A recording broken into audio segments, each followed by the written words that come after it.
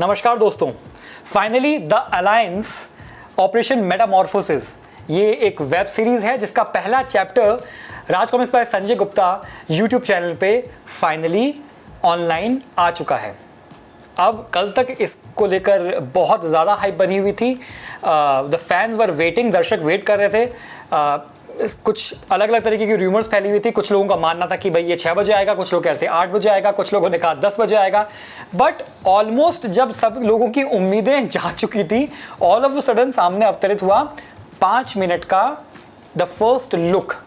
और उसके बाद में पता चला कि जो पूरी फिल्म है, जो पूरी पहला एपिसोड है, पहला चैप्टर है, वो जो सब्सक्रिप्शन बेस है उस पर अवेलेबल है। यानी कि आप Raj comics by Sanjay Gupta YouTube channel पे जब जाएंगे तो उसमें आपको ज्वाइन करने का एक ऑप्शन मिलेगा। उस पर जब आप क्लिक करेंगे तो आपके सामने 59 रुपीज़ का एक सब्सक्रिप्शन आपको मिलेगा।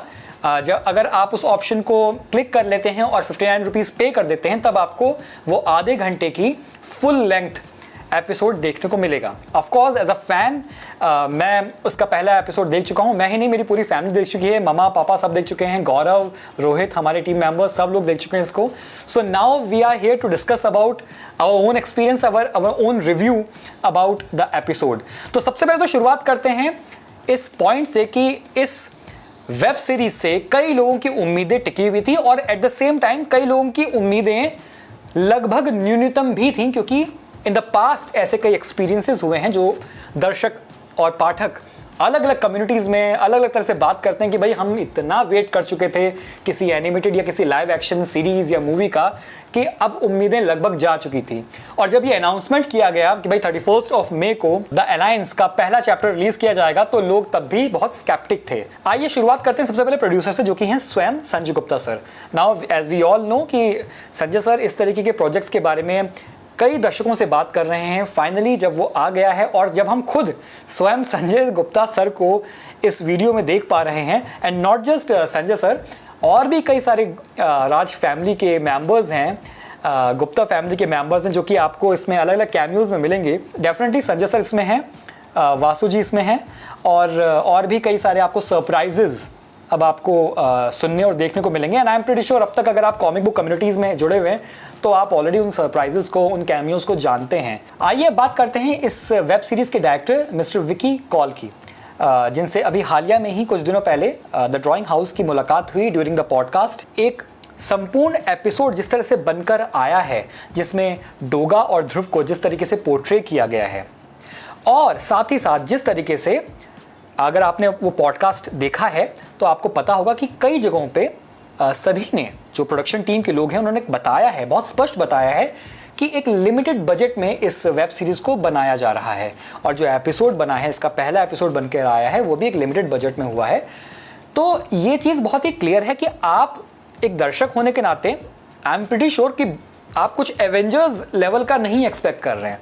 आप भी जानते हैं और आपको भी यही एक्सपेक्ट करना चाहिए कि हाँ, एक इंडियन स्टैंडर्ड पे एक ऑफिशियल एक एपिसोड बनकर निकला है, not a fan based short film और अ टीजर ट्रेलर और एन एनिमेटेड क्लिप, बट कि एक ऑफिशियल एपिसोड आया है।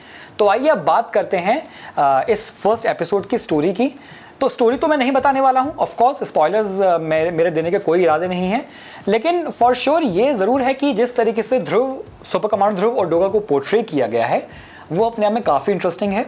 ध्रुव, जैसे कि आप टीज़र ट्रेलर में देख चुके हैं और अगर आप देख चुके हैं एपिसोड को, तो आपको पता है ध्रुव के नेचर को, उसके डायलॉग्स को एक थोड़ा एक चुलबुलापन रखा गया है। उसमें दिखाया जा रहा है कि ध्रुव, हमारा जो सुपर कमांडर ध्रुव है, वो आज का ध्रुव नहीं है, यानी कि वो well established, well experienced super hero नहीं है। उसने अपना कैरियर अभी भी शुरू किया है। यही रीज़न है कि लोग उसे जानते हैं, लेकिन पहली बार देखकर शायद पहचान नहीं पा रहे हैं। लेकिन उसका जो नेचर है, जो उसका बात करने का तरीका है, जो उसके डायलॉग्स हैं, वो इस बात को बहुत अच्छे से प्रमाणित करते हैं कि हाँ, एक बहुत ही यंग, डायनेमिक और इंटरेस्टिंग कैरेक्टर है ध्रुव का, जो कि सामने आ रहा है पहले एपिसोड में। तो मैं यही कहूँगा, अगर एपिसोड के हिसाब से देखा जाए तो एक तरीके से कहा जाए कुछ झलकियाँ ही मिली हैं हमें उसकी पर्सनैलिटी की। आगे आगे देखते हैं होता है क्या। और जहाँ तक डोगा का सवाल है, डोगा का कैरेक्टर जिन अभिनेता ने प्ले किया है, हालांकि उनका फेस कहीं भी नहीं दिखा है, लेकिन एक्शन मूव्स जो किए हैं उनमें उन्होंने बहुत कोशिश कर रहे हैं वो, और काफ़ी स्पष्टता से दिखता है, कोशिश कर रहे हैं कि वो जस्टिस कर सके उस कैरेक्टर के साथ में, because Doga in himself is a character, he is a body builder. Suraj एक बॉडी बिल्डर है पेशे से, और रात में वो मुंबई का रक्षक बन जाता है डोगा। तो काफ़ी उस बॉडी लैंग्वेज की और अपने स्टंट्स में, अपने एक्शन सीक्वेंसेस में वो कोशिश की गई है। अगर ओवरऑल एनवायरनमेंट की बात की जाए तो जैसे अभी मैंने थोड़ी देर पहले कहा, जो लाइटिंग है उसकी वो काफ़ी ड्रामेटिक रखी गई है, काफ़ी शार्प आपको कॉन्ट्रास्ट मिलेंगे ऑलमोस्ट हर शॉट में। और अगर आपने पॉडकास्ट में ध्यान से सुना हो तो विकी कौल जी बता भी रहे हैं कि वो इस तरीके की लाइटिंग के साथ प्ले करना, एक्सपेरिमेंट करना ज़्यादा पसंद करते हैं, और यही उन्होंने किया है। अगर एडिटिंग की बात की जाए, काफ़ी अच्छे से की गई है, आपको कहानी बांधे रखती है। एक बात और कहना चाहूँगा, जो कि एक ऐसा पॉइंट है जो कि मैं काफ़ी सोशल मीडिया पे पढ़ रहा हूँ, लोगों के कमेंट्स में पढ़ रहा हूँ, उस वीडियो के कमेंट्स में मैं पढ़ रहा हूँ। तो जो मेंबरशिप सिस्टम यूट्यूब का है, जिसमें आप एक्चुअल में वो फुल फुटेज देख सकते हो, वो पूरा आधे घंटे का जो एपिसोड है आप देख सकते हो, उसको लेकर कुछ लोगों के मन में काफ़ी रोष भी प्रकट हो रहा है कि भाई उसको कम्प्लीटली फ्री रखना चाहिए था। I think the biggest problem became the premiere of the video, क्योंकि पूरे शाम इंतज़ार कर लेने के बाद जब पता चला कि रात के 11:30 पौने 12 बजे वो वीडियो आ रही है, तो मैं समझता हूँ कि कितने ही ऐसे पाठक थे, व्यूअर्स थे, फैंस थे जो एक्साइटेड थे इसको देखने के लिए, लेकिन नहीं देख पाए, और उन्होंने अगले दिन देखा। और अगले दिन भी जब उनको पता चला कि इसके सब्सक्रिप्शन मेंबरशिप बेस्ड इसकी वीडियो है, जो कि वंस अगेन कोई बहुत बड़ा इशू नहीं है। I mean any one of us can pay the amount, it's not an issue at all. But जिस तरीके से क्लियरिटी की बात की जा रही है कि क्लियरिटी नहीं रखी गई, और सुबह से शाम हो गई और शाम से रात हो गई, और रात को भी पता चल रहा है कि सिर्फ 5 मिनट की क्लिप है और अब आपको देखनी है, तो उसने जर्नल ऑडियंस और व्यूअर्स का जो मूड था वो ख़राब कर दिया, फ्रस्ट्रेट कर दिया, and that became a problem.